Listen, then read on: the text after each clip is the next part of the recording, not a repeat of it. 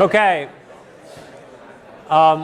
So continuing on with the saga of machine level programming, we're in number 4 of our series of this. And I think that the total will be 5, so we're almost through. And I realize that this is a lot of material for the course. It's essentially a third of the course if you think about, well, no, not that much, but it's a lot of the course. And part that we consider very central to it. So a lot of this involves, since we're talking about a particular machine, the Intel x86 64 machines, a lot of it's kind of low-level nitty-gritty stuff. But part of what we hope you also are understanding is some of the general principles involved too. And you'll find if you move from this machine to another machine,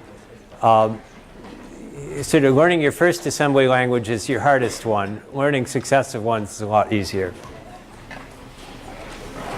So today we're going to talk about data representations.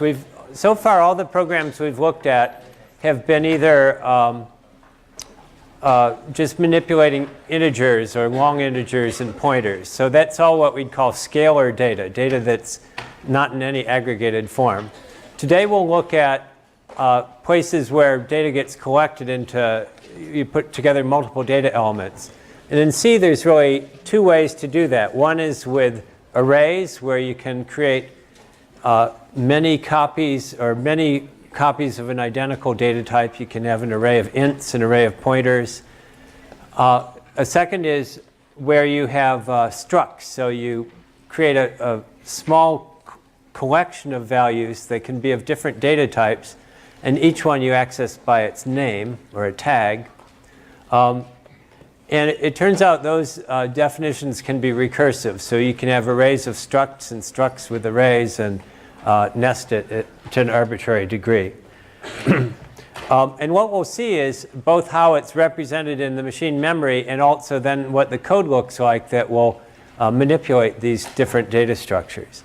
And the main thing to see is that there's no at the machine code level, there's no notion of an array that you'd have at a high level, except to think of it as a collection of bytes that you can are in contiguous part of storage. And same with a struct, is just allocated as a collection of bytes. And it's the job of the C compiler then to generate the appropriate code to allocate that memory to get the right value when you refer to some element of a struct or an array. But the good news is this is such a commonplace type of requirement for a programming language that the machine gives you sort of instructions that you'll see now they make perfect sense. They're exactly designed for this particular class of applications. So we'll talk about structs, arrays first, and then structures or structs. And I'll also mention we'll do a little bit. I'll give you a glimpse of floating point today too, because it's worth knowing how floating point arithmetic is implemented as well on a machine. So the basic idea of array allocation is fairly straightforward. If you have an array with n elements, then that's represented by enough bytes in memory all in one span to hold that much data. So if the underlying data type, say it's an int or a char, is a single byte data type, so to have an array of 12 chars takes 12 bytes. An int takes 4 bytes, so to have an array of 5 ints takes 20 bytes. You get the idea. You just multiply the size of the underlying data type by the number of elements, and that's how big the array has to be in terms of bytes. And we've already seen that in the char is 1 byte, an int is 4, a double or a long would be 8 bytes, and so would be a pointer. So those are all different amounts of storage. And you see in this diagram we use the x denotes the starting address of the beginning of this region of memory. And so we can use address computation to compute offsets by adding numbers to x to get the address of particular elements of this array. And that's exactly what the code does. So in general then, if you imagine array A has some underlying type T, what the elements of the array are, and some number of elements in that array in the declaration L, then we will, that declaration actually does two things. One is it allocates enough bytes of storage to hold the entire array. And the second, from a programming language perspective, the identifier of the array A can in some ways be treated like a pointer, that you can do pointer arithmetic off of it. And that's one of the features of C that was fairly unique to C when it was created and is still unique to this day. This idea of the sort of interchangeability of pointers and arrays, array identifiers. So for example, I can use an array notation to say val of 4 is element 4 of this array, and it's a 5-element array, so that would just be this final element. But I can also just refer to val, and its underlying data type is an int star. It's a pointer to ints. And its value would be x. It's just a pointer. A pointer is, remember, an address, and it's just the address of the beginning of the array. And I can do pointer arithmetic on val, which, as you know, in C, and this is a little confusing. We'll go back and forth, because in C, when you do pointer arithmetic, like you say, p++ for a pointer. Let me just give you an example. So if you had something like char star p as a declaration, and you said p is equal to some string s, and then you say p++, so you're incrementing that pointer. In this case, you're incrementing it by 1 because the underlying data type is a char. But if you said something like int star, I'll call it IP, and I need a different pen.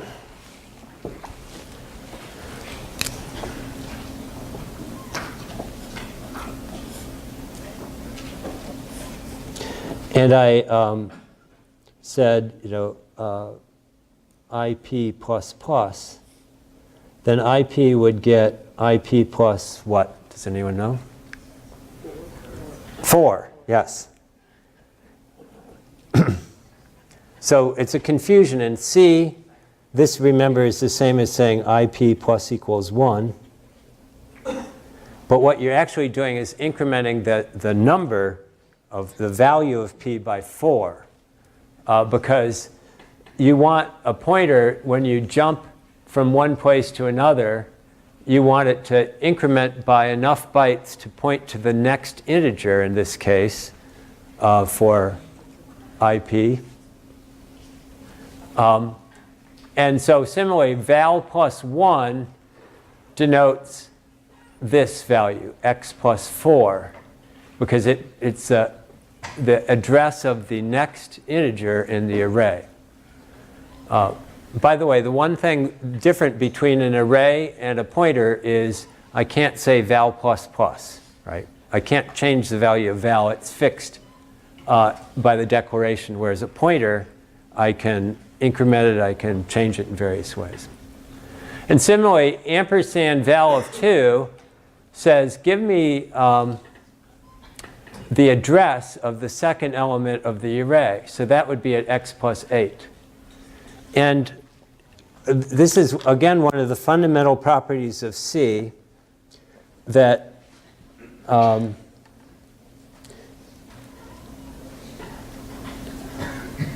basically in C, if you take a pointer,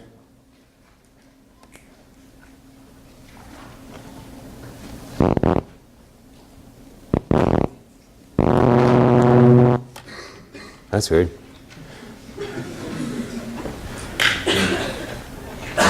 This is an I, not very well written. These are equivalent statements.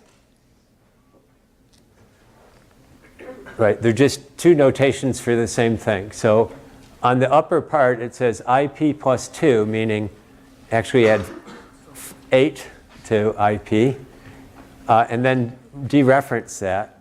It's the same as finding the second element of an array, an imaginary array, where IP indicates the beginning of the array. So that's a very fundamental principle of C that, again, this whole idea of pointer arithmetic is fairly unique to C. Question? Even if the index is negative or out of bounds? Pardon? Yes. The compiler will happily let you use negative values for array indices. And it will give you a potentially undefined value. But there's nothing in C that prevents you from giving out of bounds either numbers that are too big for an array or too small for an array. There's no bounds checking in it. Yes? Yeah, so if we actually plug in a negative ends, does it actually decrease the index? Yes. So the question is becoming, what about negative indices? And the answer is very simple. Because, in other words, in general, something like IP plus X. Maybe can you see this? Should I turn on? It's kind of bright. Is really equivalent to IP plus 4X. So this is the notation. And it's really hard to read, isn't it? And the right-hand side is the computation. So in C, you write it using, you don't have to give scaling factors for your data types, otherwise it would drive you out of your mind. But you secretly underneath, when the compiler generates the code, and we'll see examples of this, it's scaling everything. So now the question that is being asked is, what if X is a negative number? Well, the rule still applies. It's just that the final result will be less than IP instead of greater than IP. But it's totally valid C. And there's actually times you will use it in this term, I can promise you. Yes, question? Instead of IP plus 2, could we write 2 plus IP? And if that is the case, then how does it check? No, you can't write 2 plus IP. Try it. I'm pretty sure you can't do that with pointer arithmetic. Try if somebody wants to type in some code and do it. I don't think you can do that. But if you did, it would have to figure it out that, the parser knows the data types of its 2 arguments. So yeah, you could probably do it. I've never seen this. You could do it, but the compiler would know that one of the arguments is a pointer and therefore scale the other. What you can't do is add 2 pointers. You can take the difference of 2 pointers. This is obscure. I'm not even going to tell you about this. Look it up in K&R. But you can do arithmetic, but you can only, for addition, it can only be 1 pointer and 1, and then the other has to be a regular integer value, and it will scale it appropriately. So I believe you can do it. It's just somebody will smack you on the back of the hand if you actually write code that way, but not the compiler. So in particular, you can, if you go beyond the bounds of an array, you'll get whatever is beyond the bounds of that array. And it might be an invalid, or it might not even be a valid address, and you get a segmentation fault. But more typically, you'll get some whatever happens to be there. And that's not so bad when you read it, but you can also potentially write it, as we saw before, and corrupt data that's already in memory. So here's again the same statement I was making before, that IP val plus I just gets scaled. The value computed would be the starting address plus 4 times whatever I is.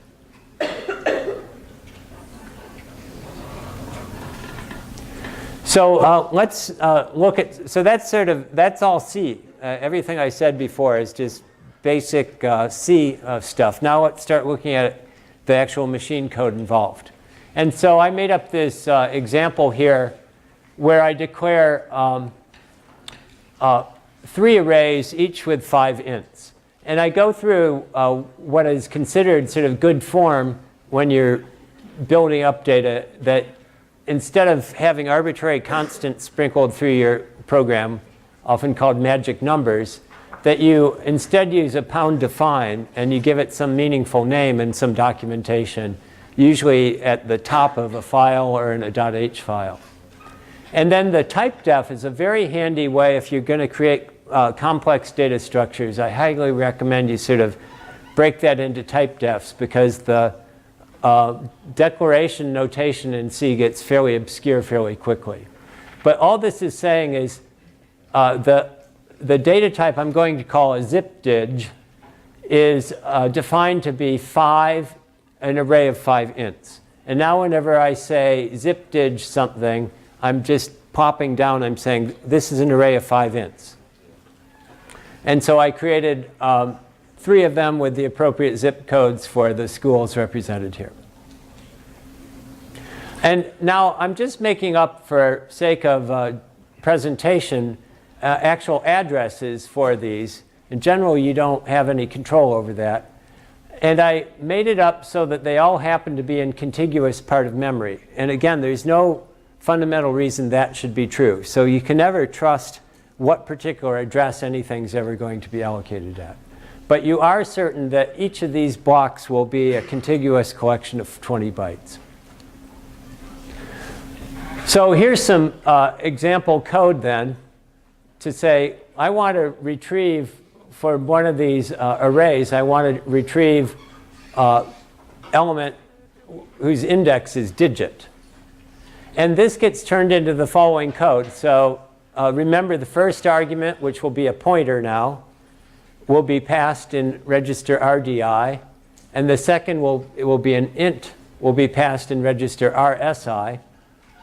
And what I want to get out of this is an int. And so you see that here's where that scaled addressing, this is exactly what it was designed for and why they went to the trouble of adding this sort of fancy address modes to x86, because this is such a common thing. So remember what this says is take RDI and add to it what you get by multiplying RSI by 4. So you scale that. And of course, that's exactly the computation we want to do. If we compare it to, this is what we're trying to get computed. It's exactly this computation here.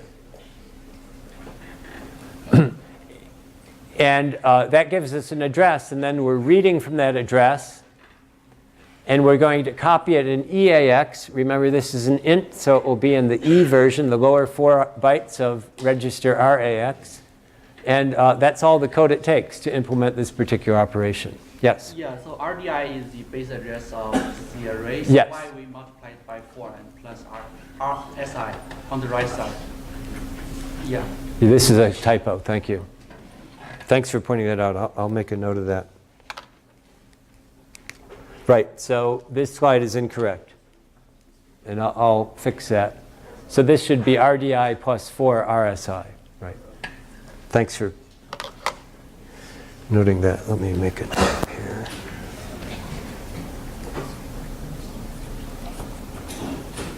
Okay.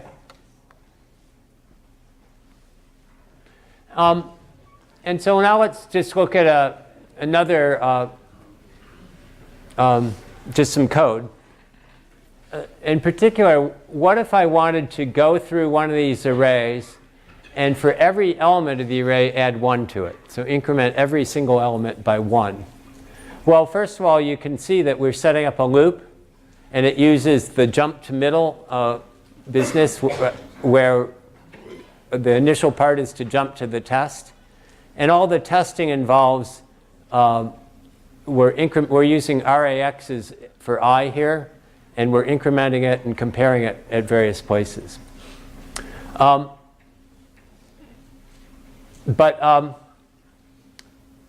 Here's the line of code that does all the real work. Again, it's taking the ith element, which I is in RAX, scaling it by 4, adding it to the base of the array, and that gives us an address. And now remember, you can have an arithmetic instruction where the second operand, the destination, is a memory reference. And what this actually requires is to first read the original value from the memory, do the addition, and then store the result back in memory. So this one instruction is exactly doing this plus plus operation on this stored data in the array.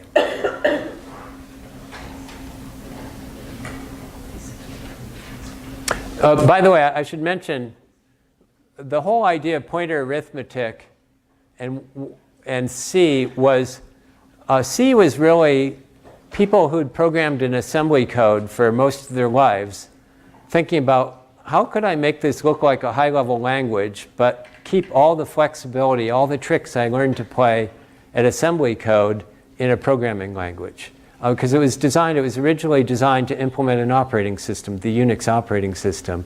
And historically, operating systems were written directly in assembly code. And these people, Kernighan, Dennis Ritchie, and realized that the way to do this is to sort of build pointer arithmetic into a programming language. So anyways, the reason I'm saying this is you see a pretty close correspondence here between instructions in machine code and constructs in the C programming language. And that whole plus plus operator and plus equals is sort of something you see variations of in assembly code. Okay, so that's a sort of single dimension array. And I'd like to just change things up a little bit by having us look at what the real difference is between arrays and pointers in a programming language, in C. And so I have a couple of these examples that I'll bring out one by one. But the idea of this is you see the declaration on the left. There's something called A1 and something called A2. So call those A sub n. And now what I want to know for each of these is does it compile? Is this a valid statement in C? Second, would this potentially give me a null pointer reference because I'm referencing a pointer for which I haven't actually allocated space for that pointer is indicating. I haven't initialized the pointer to a valid memory reference. And then finally, if I were to use the size of operator on that particular value with that, and including for the case where there's a star in front of it.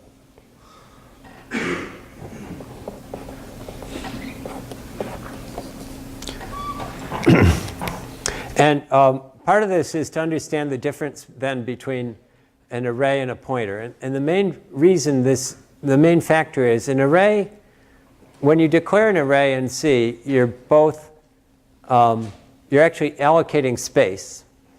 Space is being allocated somewhere for it. And you're creating allowed to now use the array name in pointer arithmetic.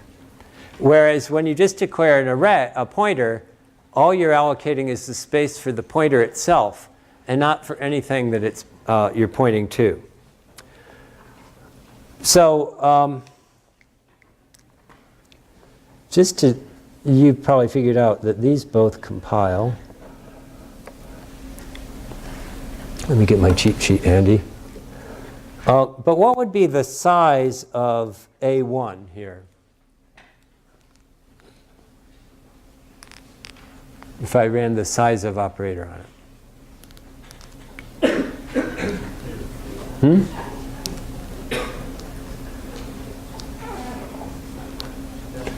Let's do the easier one. What's the size of A2? 8.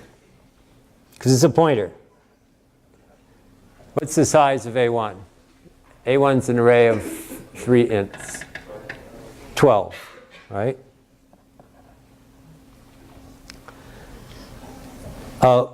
And those aren't null. Oops.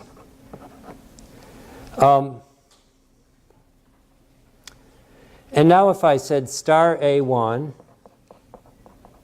or star A2, those would both compile.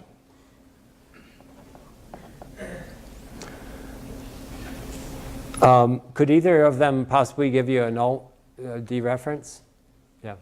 Why is pointer A2 non-null for the first one? Isn't uninitialized, isn't there a chance it could be null? Oh yes, the pointer itself is null, but I haven't dereferenced it yet. It's a null pointer, but I haven't. It's not a bad, potentially bad reference, right? It's not a runtime. I won't create a runtime error if I just say A2 in my code. Okay, so you're a step ahead of me basically. So you kind of answered the second question though. This one could give you a null pointer error if you try to dereference a pointer that hasn't been initialized. It doesn't point to anything. Whereas this one is fine. And now what's the size of A1 of star A1? 4. And what about star A2? 4, yeah. Because they're both pointers to ints. So one way to think about that is as a picture. A1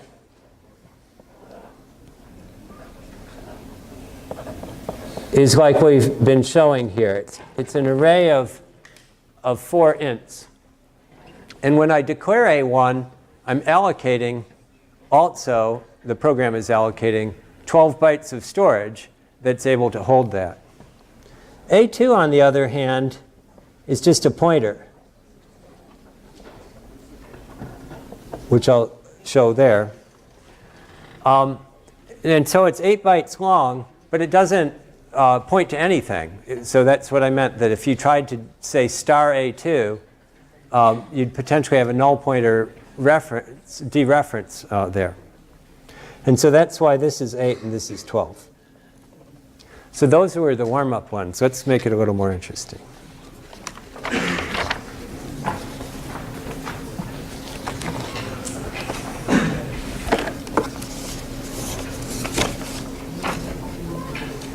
These aren't in the slides, you'll notice, but I'll update the slides to include these later.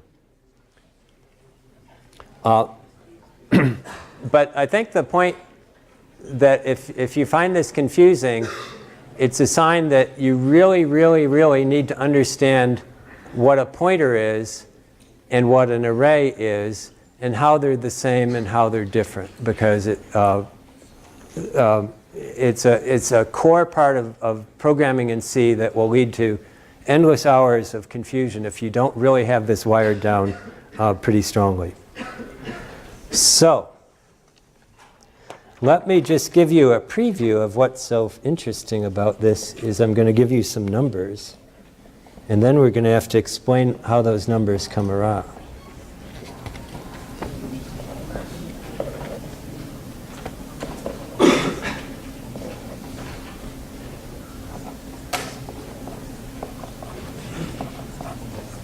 Okay.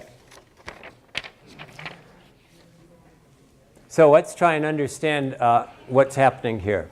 And you see that all of these declarations involve some combination of pointer and array. And the question is it a pointer to an array? Is it an array of pointers? And the answer to those will depend on the particular syntax.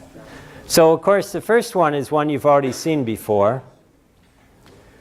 And so you know that compiles, and it's not null. And you can dereference it, and it's not null.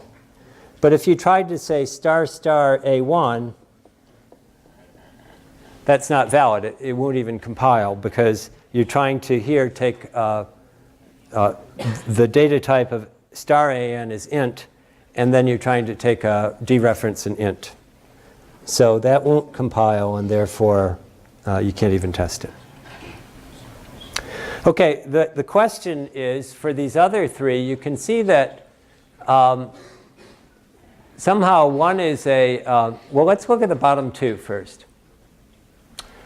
So the one on the bottom says that, and this is part of, and there's actually a really great section in Kernighan Ritchie that I highly encourage you, which is how to read pointers, how to read declarations in C. And the basic rule is you start from the inside and you work your way outward. So that declaration of A3 says that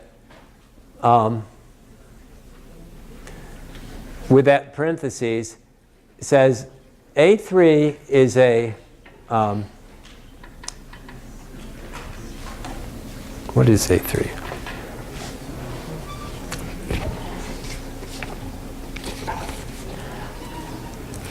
A3 is a pointer. That two parentheses around it. What does it point to? It points to an array of 3 ints. Okay? So we can diagram A3 then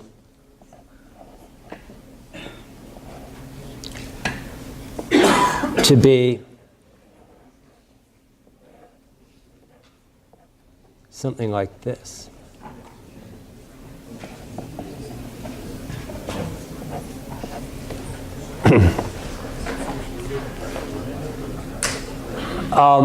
A3 is a pointer. Like I said, read it from the inside out. A3 is a pointer. And what does it point to? It points to an array of 3 elements. And what type of elements are they? They're ints. So you're sort of reading outward and picking up pieces from the right and from the left as you do this. And so when you know that, this all makes sense, that these numbers, the size of A3 itself is 8. But since it points to an array of 3 ints, the size of star A3 is 12. And then star A3 would indicate this particular element of the array, and so its size is 4. So these all compile, but which of them could cause null pointer dereferences? Which of the last two?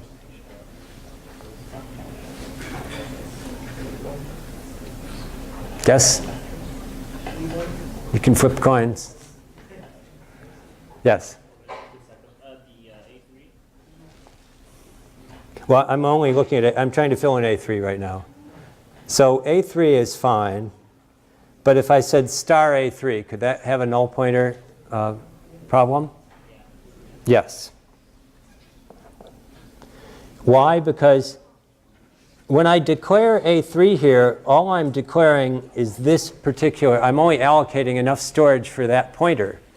I haven't allocated the space for an array. I haven't initialized A3 to actually point to an array. So it could be a null pointer, it could be an arbitrary junk, but the chances of it actually pointing to an array of 3 ints is highly unlikely. So this would be potentially bad, and therefore double star is doubly bad, right? Okay, so now let's look at A4. So A4, to understand that, you actually have to look at the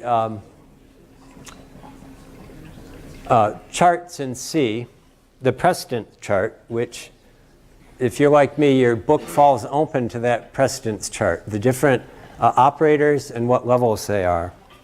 And one thing you'll see is that level 1 of precedence, the highest precedence, includes square brackets, and level 2 includes star. In other words, bracket is higher precedence than star. So this particular statement here, the binding is actually like this.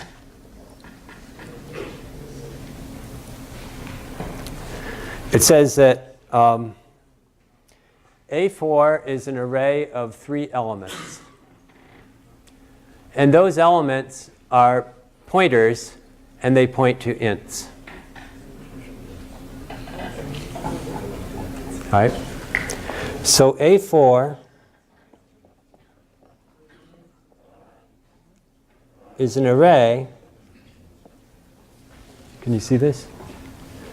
But each of those elements is pointing to an int somewhere, hopefully. And so let's see if that matches the numbers we got. So the size of A4 is 24 because it's 8 times 3. If I were to dereference A4, it would just indicate this particular pointer. Right? A4 is an array of pointers. So when I get an element out of that array, what I'll get is a pointer. And so A4 is a pointer, and so it's also 8. But if I now do a second dereference, then I'll get an int, and its size is 4. Okay?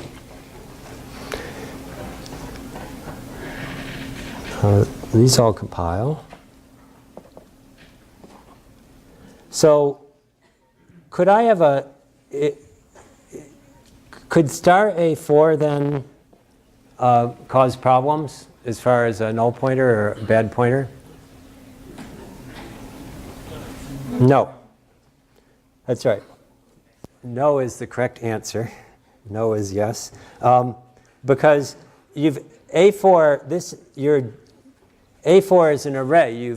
You've defined an array, and arrays get allocated by their declaration as a 3-element array.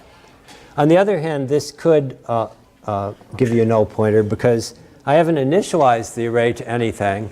So, for example, if it were initialized to all zeros, it would just be 3 null pointers in that array. So this is sort of the stuff, the nitty-gritties of C. Question, yes? So if you have like the int A1 is 3, how does it know that the size is 12? Like I thought in C they didn't really know how many things are in an array. The question is how the compiler, I'll answer your question by saying, remember the compiler knows a lot. In particular, I've declared this to be an array of 3 pointers. I'm compiling for a machine where pointers are 8 bytes, and so the compiler knows it has to be 24 bytes. In general, when you're referencing in C, there's no, the machine doesn't have built into it any bounds and doesn't do bounds checking for you. But that's in the runtime execution. But in C, if when I declare something, it's known. It has to be known at that point when the declaration occurs. Question? Oh, back there. Yeah, so instead of doing 3, I just do A1 empty bracket. Would that just be as if Empty bracket? Yeah, I think empty bracket is just another name for a pointer. Okay. Usually it's just given as arguments. There's some restrictions on it. But when you use the empty bracket notation in C, it's equivalent to doing a pointer declaration. You're not allocating any space for it. Yeah, so here, by saying A1 bracket 3, we actually mean allocate a array on the stack. Yes, right here it really means when you declare an array and you give a number, the size of that array, it really allocates that memory. Yeah, question? A4 is equivalent to A2, right? Yes, oh yes, and that's the final one. You'll notice that the numbers for A2 and A4 are the same, and the reason is it's the same thing. And that, again, goes by the precedence rules of C, that A2 first binds this way and then this way. And so A2 and A4 are synonymous just with less parentheses.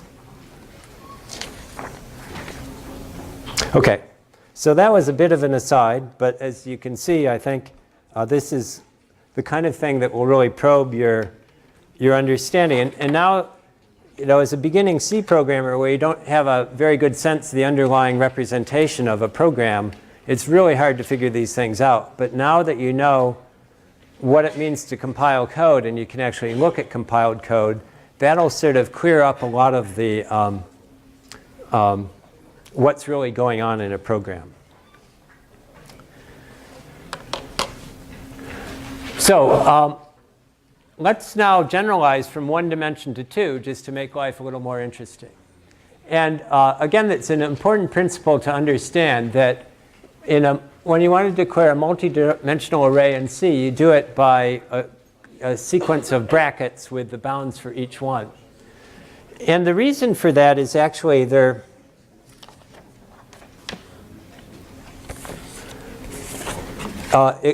we'll see that it has to do with this notation that we just went through. So if I say int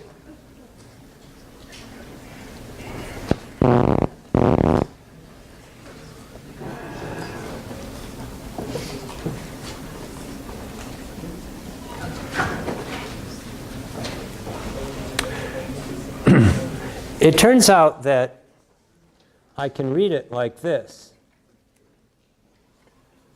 That A is an array of 3 elements. And each of those elements is in itself an array of 5 elements of type int. And we'll get back to that, but that kind of explains everything I'm about to tell you in this picture. So in particular, if I declare an array with R rows and C columns, and you think of it mathematically as sort of a matrix, two-dimensional matrix, what it really does is it says, look, C is on the,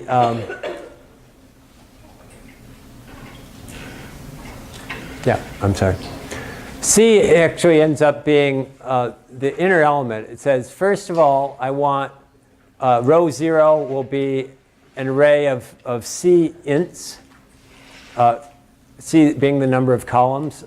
So all the elements of row 0 will come first, all the elements of row 1 come next, and so forth up to the end of it all. And so the total allocation will be 4 times the data size times the number of rows times the number of columns bytes. But the reason why they're in that order, which is called row major order, because if we thought of it in these terms, we go through the first row and then the second row and the third row, is precisely because of this notation. Let me write it down like this. Int of A of, let me just use the one I said. We can write this out as A is an array, a 3-element array.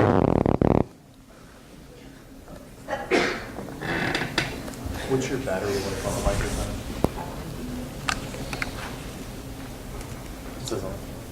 It's over half. It's 2/3.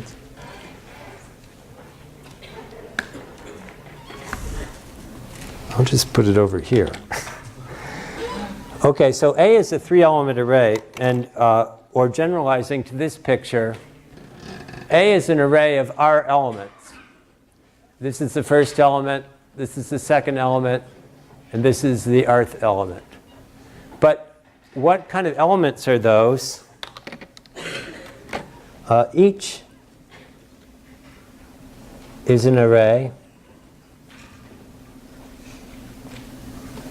of 5 ints.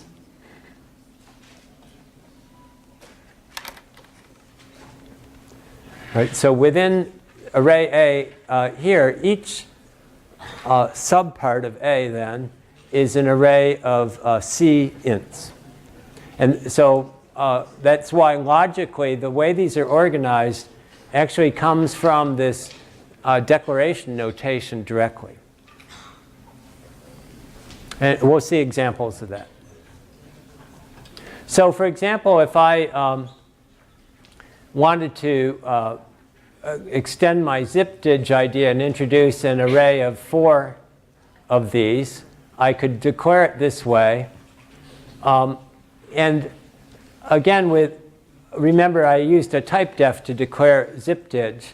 But if I were to expand this out, it would be as if I was declaring this array pgh to be 4 rows and 5 columns. But what it really is an array of 4 elements, 1, 2, 3, 4, each of which is an array of 5 ints. Okay? So think of that nesting. When you read declarations, you start from the name of the element, and you work your way outward through these brackets and stars in some order.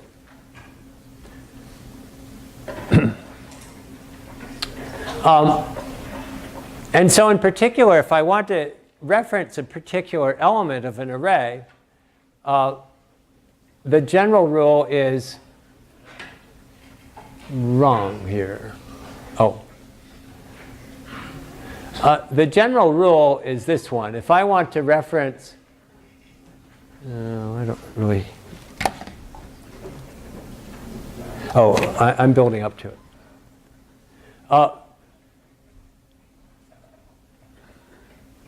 So yes, this shows that A of I can actually just do the reference A of I. I don't have to give A of I of j in C.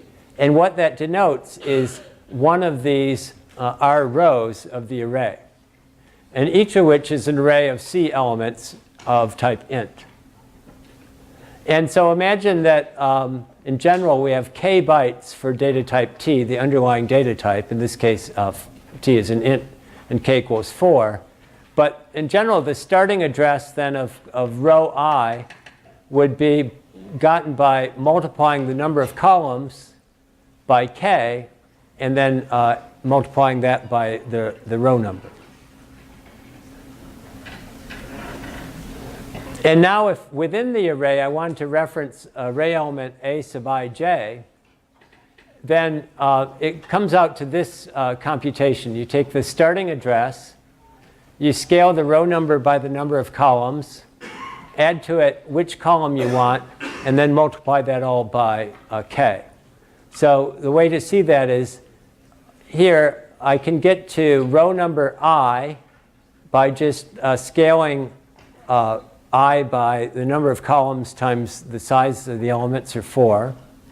And now I want to get to the jth element of this subarray here. And I can do that by scaling j by 4 and adding it to the beginning of this subarray. And now I can just collect the 4s together, and that's what, and pull it outside here, and that's what gives you this formula. So again, the point of this is that this all kind of is a natural outcome of the declaration, and it's easy to think of it in terms of this storage model here of how the actual array is allocated. Okay, now a different style of declaration is, imagine I create 3 of these arrays, and now I want to create an array that contains, that points to these. So this is a different data structure you'll observe from before. What univ now is an array of 3 pointers, and each of those pointers points to a one of these arrays of 5 ints.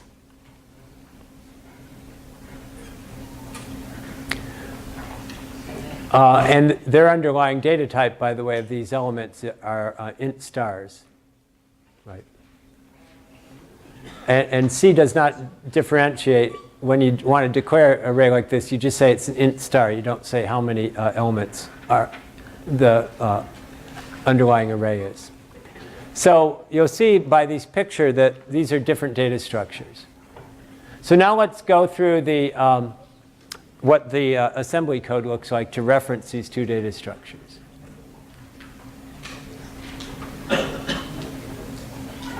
We didn't, did we do the, I'm sorry, I would have thought I'd have assembly code. I think there might be a missing slide here. So we'll see. So imagine I wanted to reference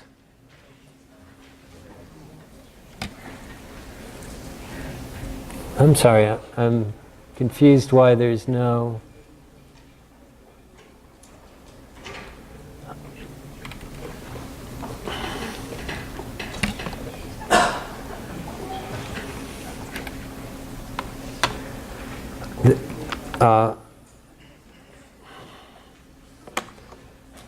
There should have been, I'm sorry, this is, I'm pausing here because I think I meant to have a slide that would show what the code looks like. and I don't.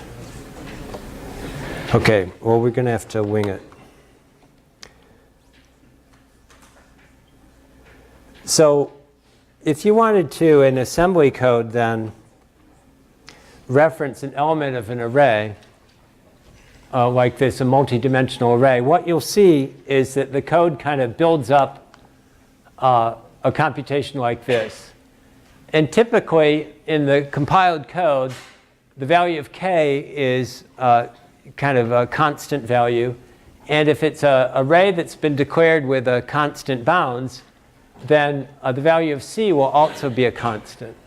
And so a piece of code for this, and that slide got omitted by accident, will basically take this value and use some combination of the memory referencing and shifting and LEA instructions and so forth to implement this computation and then do a dereference. So let's look at this second example, and there is code for this, and it's actually a little bit more complex because this is going through two levels of indirection. So you'll see that to get the digit, a particular digit from a particular one of these universities, then, it has to first of all figure out, do this dereference, is get the a pointer to the beginning of the array. And that's what this reference is doing here.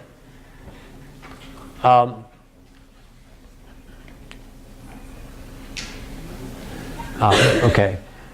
First of all, what it's doing is shifting RSA I left by 2, which is equivalent to scaling the digit by 4, because it's getting ready to take that digit parameter and scale it appropriately. And then it takes that number and it adds to it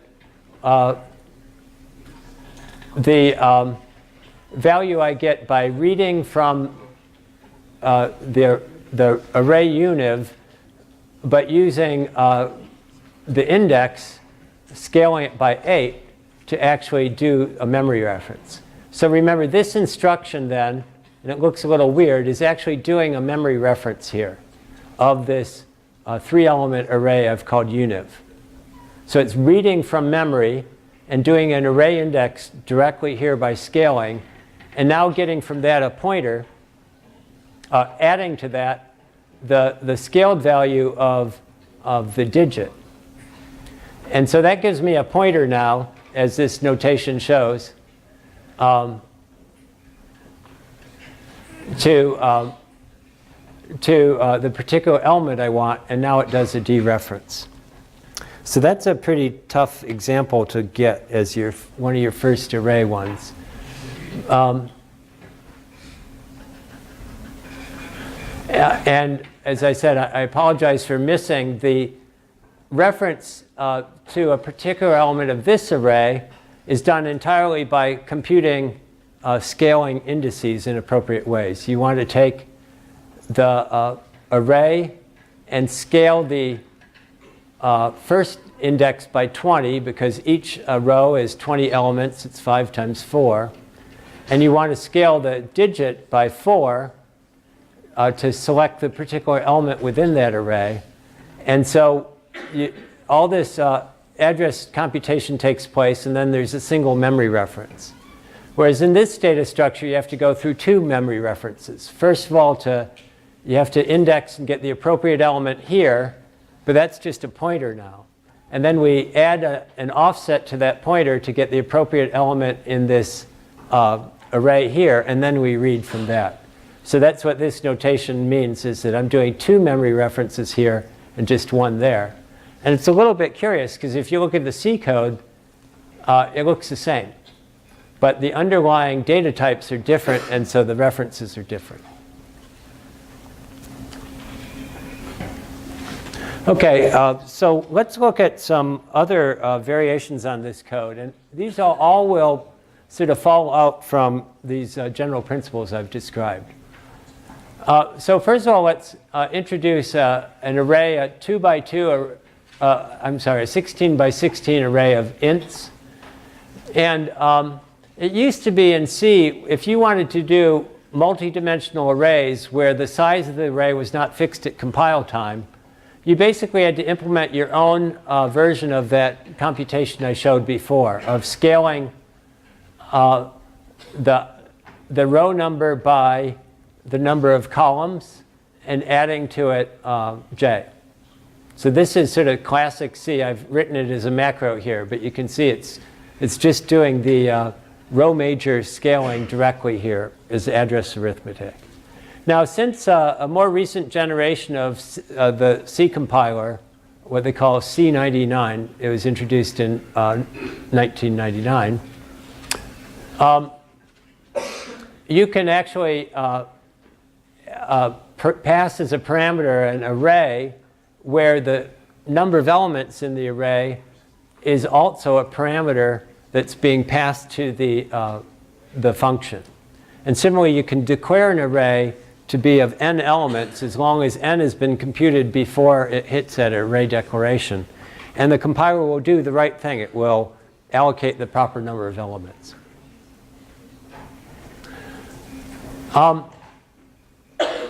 So let's just look at some of this code examples.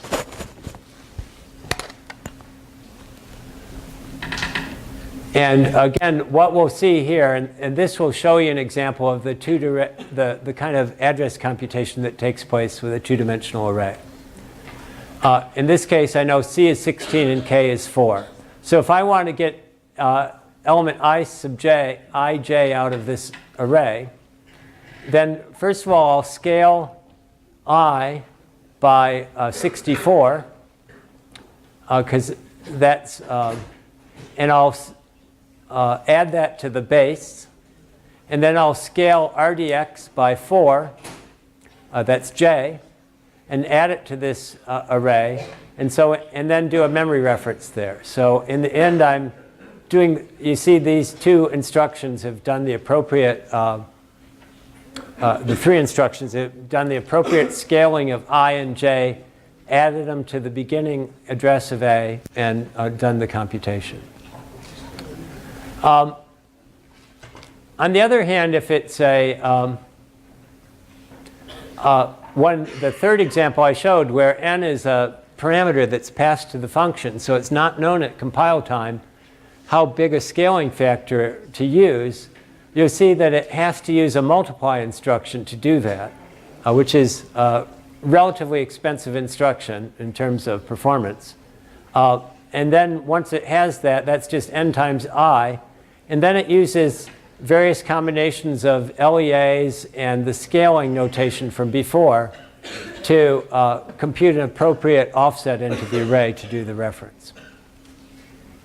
So here I could do it with a shift. And here I had to introduce a multiply because I don't know in advance how big it is. If you want to torture yourself,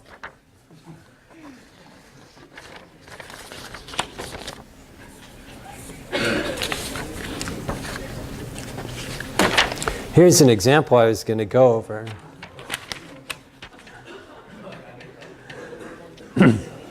Of triply nested possibilities and dereferencing of the same idea. But let's move on to pointers, to structs. So the idea of a struct is actually quite simple. Well, the base idea is simple and it gets more complicated. The idea of it is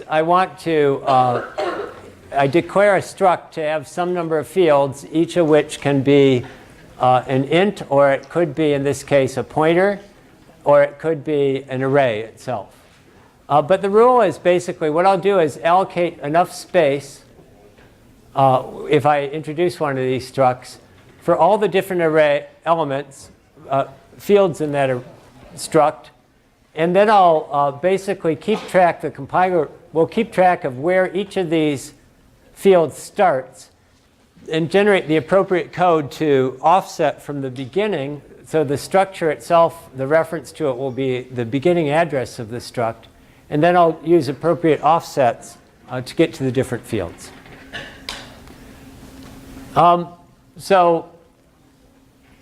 Here's an example of some code. Imagine I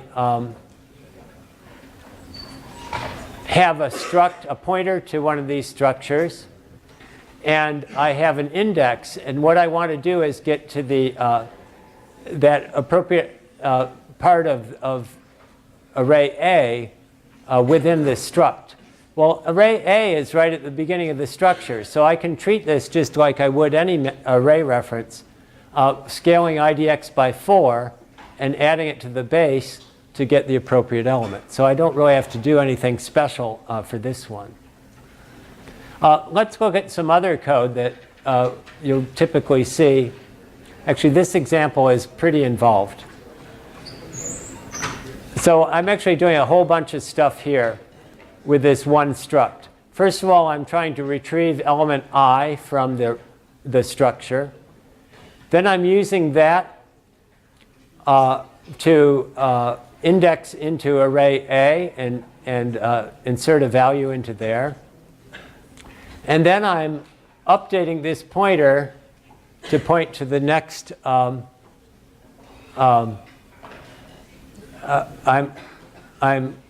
If this were a linked list, what I want to do is step to the next element of the list. So I need to retrieve the next field from here. And so so I'm actually making 3 references to this structure in this one rather small function. So let's try and figure it all out. So first of all, I have to retrieve element I from it. And here you see that we know that element I is at offset 16. And so and here's where you see that displacement field being used in the memory reference exactly for this purpose. I want to take R, but add 16 to it to get a memory address that I can use for I. And you see it actually uses move SLQ because I itself is an int. But I'm going to use it as an array index, in which case I have to scale it. I have to do address arithmetic using 8-byte quantities. So this actually retrieves the 4-byte value and does a sign extension on it. And now what I want to do is store at val at element I. And so here you'll see that it's using RAX is the value I've just computed for I, scaling it by 4, and using the starting address of the R, which happens to be the starting address of A as well, and doing a store. So that's sort of an array operation there.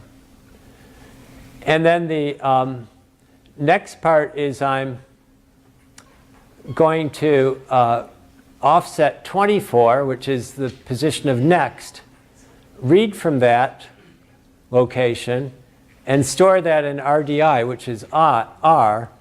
So this is the operation R gets R arrow next. And then the loop is I'm testing until R is null, so that's going on here. So you see that those 3 references to the struct were implemented using 3 instructions here. So it's a very direct mapping between the code here and the x86 instructions. And part of the x86 instructions, because this kind of stuff is so commonplace in programs, they kind of made the instructions map very directly toward these operations. And now you should probably see why all the bells and whistles are there for these address references. Question? What if I was 3 in this case? What if I was 3? Are you just going to access I? I'm sorry. Because the capacity of A is 3 elements, right? Oh, A has 3 elements. Yes, it will access. Actually, I think that's a typo. A is supposed to be 4. Regardless, if I is 4 then. So if I is 4, it would access itself, yeah, and it would mess things up. Question? This is a typo, by the way. It should be A of 4. So null pointer has a value of 0 in the register. Yes, a null pointer, a null is 0.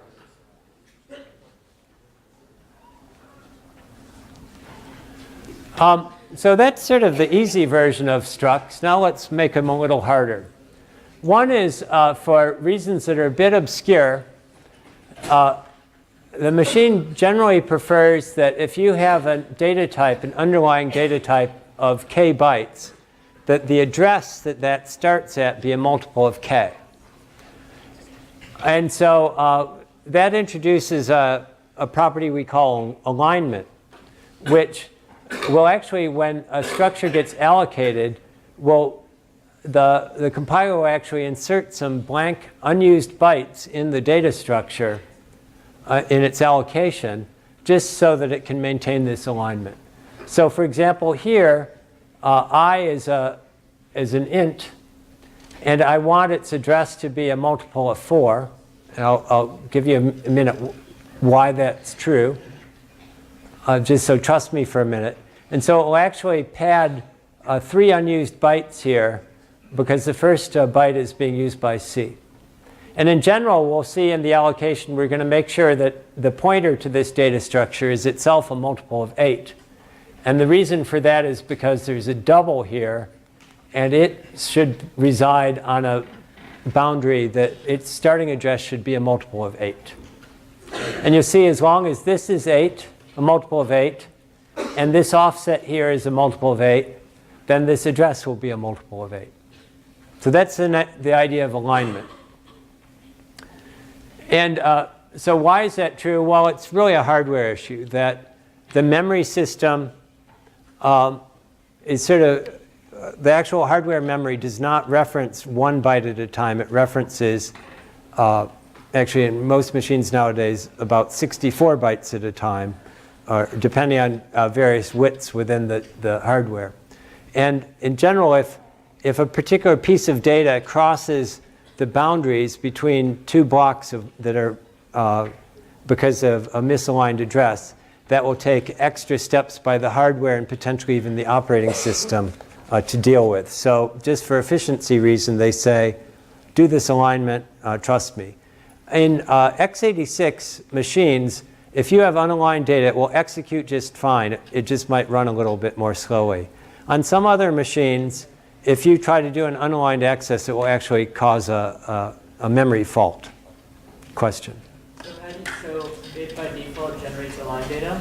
Yes. The C How do you make it generate unaligned data? Why does it package closely for, say, network transfer? The question was, how could you force it to generate unaligned data? I don't know if you could. And we'll talk about ways you can sort of be more clever in how you do your allocation to avoid wasting space. So in general then, we're mostly looking here at data types that are either 1, 2, or 4 or 8 bytes long. There are some 16 byte data types, but we won't be looking at those. And in general with the address then, you can tell the alignment of an address by how many zeros, if it's a power of 2 alignment, how many zeros are at the end of a bit level representation of that address. And so as we showed, in general, the C compiler, when it's creating the layout for a struct, will put in padding bytes in there to make the alignment work. The other thing it will do is, if it need be, it will add bytes to the end to make sure that the overall size of the data structure meets whatever underlying alignment requirement there is. And this one, because it contains a double, the overall data structure has to be aligned on an 8-byte boundary.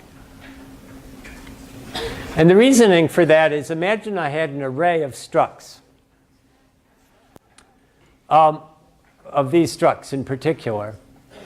Then if I can assume that, if I can ensure that this array address is a multiple of 8, then you can see that each successive element of this array, each of these structs, is a multiple of 8. And then within that struct, I've ensured that each field that requires an alignment by 8 is positioned with an offset that's a multiple of 8, and so it all works out. But if you tried to tinker with this by making this too short, then you'd start getting misaligned references.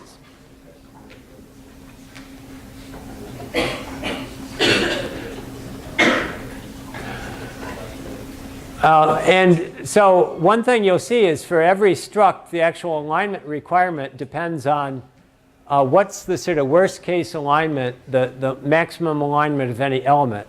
So this particular structure, for example, contains a float V, which has a size of 4.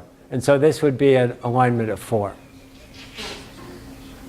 And you'll see in the code, in general, when it has to, all this address arithmetic we've seen gets used in various different ways to scale values, compute offsets, and so forth to get the appropriate elements.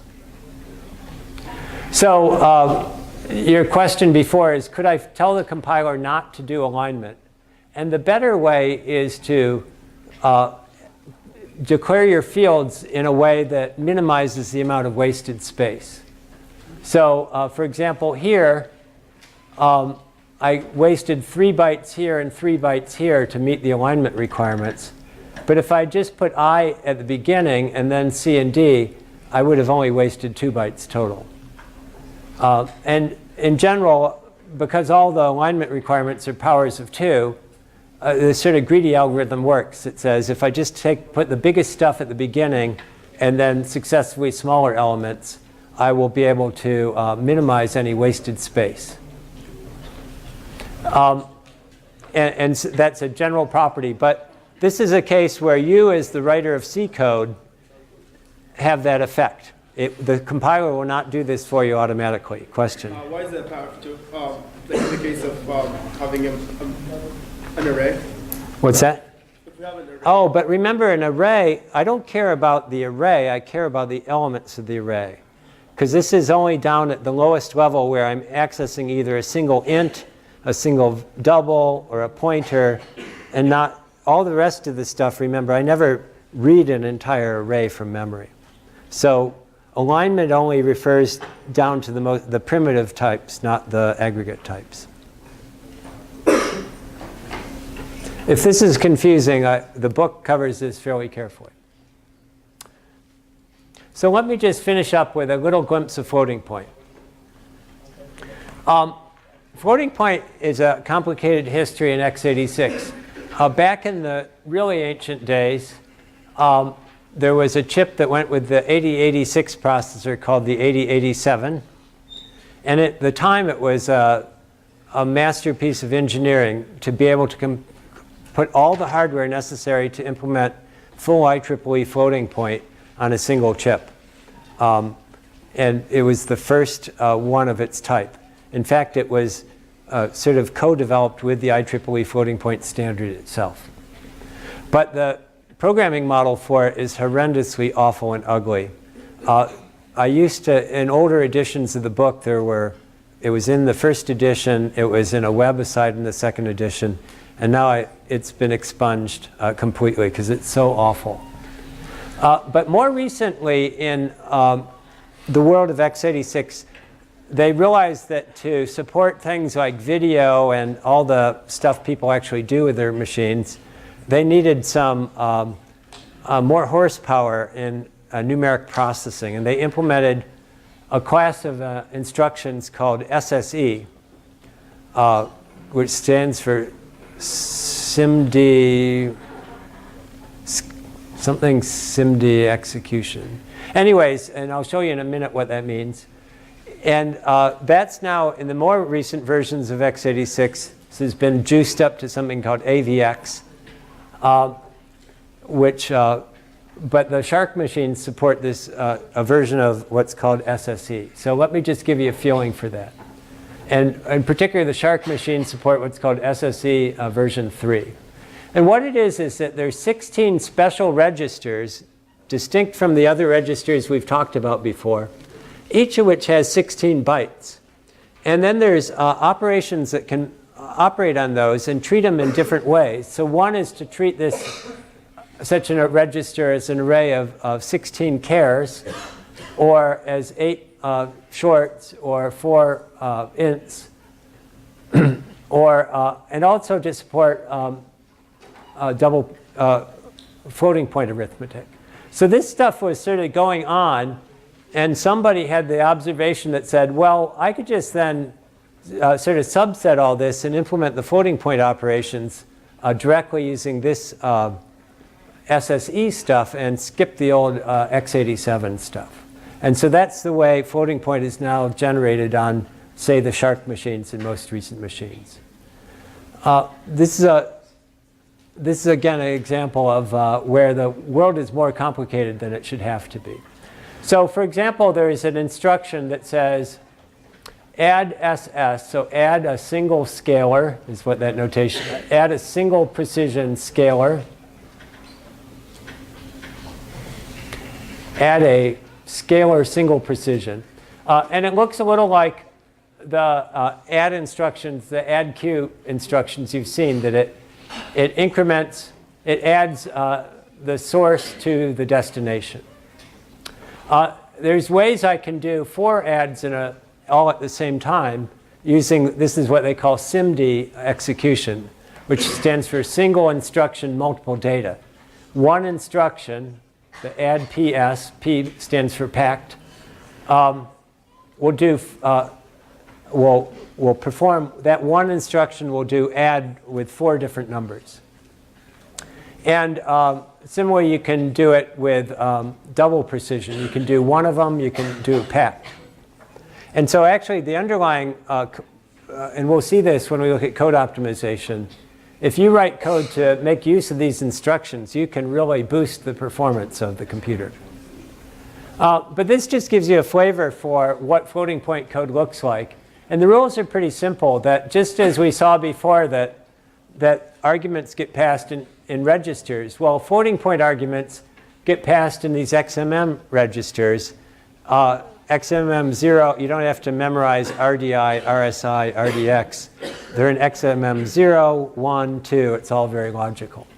And the return value is in XMM 0. And all the registers are caller save. There's no callee save.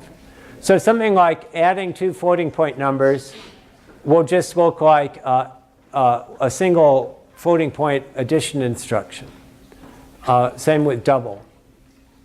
And if you mix together code that has a pointer and a floating point operator, the pointer will be passed in a regular register, RDI, and this double will be passed in XMM 0. So it sort of, as it goes through the argument list, you sort of, in the particular order, if it's an integer or a pointer, it's in one of the R registers. And if it's a floating point value, it's in one of the XMM registers and potentially interleaved. Almost done. And so this is code that does this particular operation. And it's interesting because it's returning it's doing memory referencing. So again, there's instructions that will read from memory and copy into an XMM register. You can add registers. You can make a copy from one XMM register to another, and you can store results. So this code looks a lot like what you do in integer arithmetic, except it's using XMM and special floating point instructions rather than the ones you've seen before. So the basic idea of it is fairly simple. It gets way more complicated because there are lots of instructions. Double, float, on and on and on. There's a special instruction to do square root and all this stuff. And the comparison stuff is really nasty and messy and hard to understand. And then you'll see various tricks to use constant values too. So it's covered in the book. We're not going to really talk about it much in this course. But the underlying, the basic principles of it are fairly straightforward. OK, that'll do us for today.